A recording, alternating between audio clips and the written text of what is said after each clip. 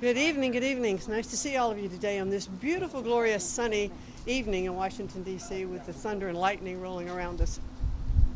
Do you have any comment on the civil rights? Obviously, the Office of Civil Rights has opened budget investigations into anti-Semitism, Title IX violations. What happens to the Office of Civil Rights under this executive order? Will the Office of Civil Rights continue its work investigating schools that violate the law? Well, certainly the executive order did not specify what happens with any of the departments within education. So we are looking at where best those departments could be located. I mean, the Department of Justice already has a civil rights office, and I think that there is an opportunity to discuss with Attorney General Bondi about locating some of our civil rights work there. Do you have a comment on the lawsuit being filed by Randy Weingarten?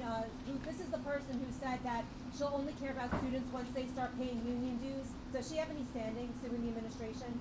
Well, I've not had any conversation yet with Randy Weingarten. I know about last week, about a week ago, her comment was the president wanted to take education away from children, which clearly is not the case.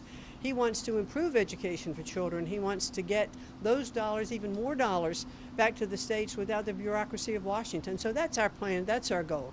I'd be glad to meet with her and talk to her about that. Madam Secretary, can you talk about what will happen to some of the employees who are part of the DOE as you kind of shrink the department, ultimately looking to close the department?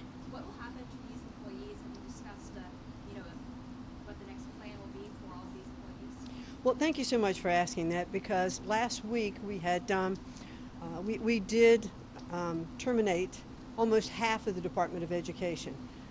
We did it thoughtfully.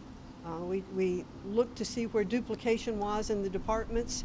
We wanted to make sure that we were just cutting fat from the bureaucracy, the inward-facing things, not the outward-facing servicing that we do to students and to states. So we did it very carefully. We wanted to make sure that we complied by the law. But they had, those that were terminated will get 3 months of full pay and benefits, and after that, under the rules of civil service, they also will get severance package, which is very much more generous than it would be in the private sector. And then also there's accrued sick leave and unused leave that they will also get paid for. So, you like to provide as soft an off-ramp as you can, because after all, it's not easy, and I've done it in the private sector too. It's really not easy to terminate people. President Donald Trump wants to send education back to the states. Education originally, it begins in the home with the nuclear family, and the nuclear family in this country has been decimated. We got a fatherless crisis going on in this country. Far too many kids are growing up without a father, and all the statistics show that kids that grow up with a father in the home do far better in education. So I think if we can strengthen our nuclear families again in this country, that would really help the Department of Education or the education in this country. Well, unfortunately, I can't do anything about reestablishing the nuclear family. I would hope that we would see more of that happen, because statistics really do support exactly what you've said. Nuclear families are key, and when you have parental involvement in children's education and how they're growing up, we see those results.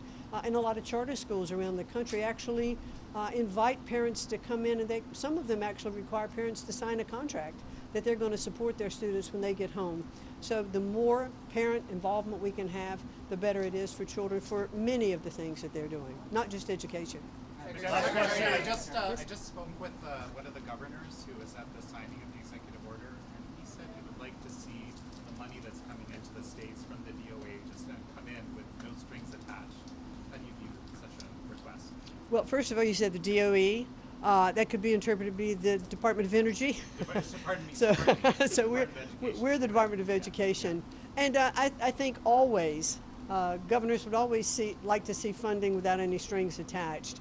But that is the goal of the president too, is to have as few strings and regulation as possible.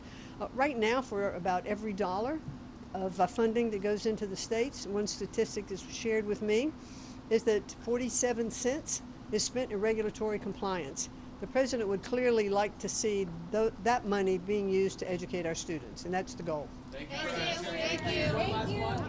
Thank you.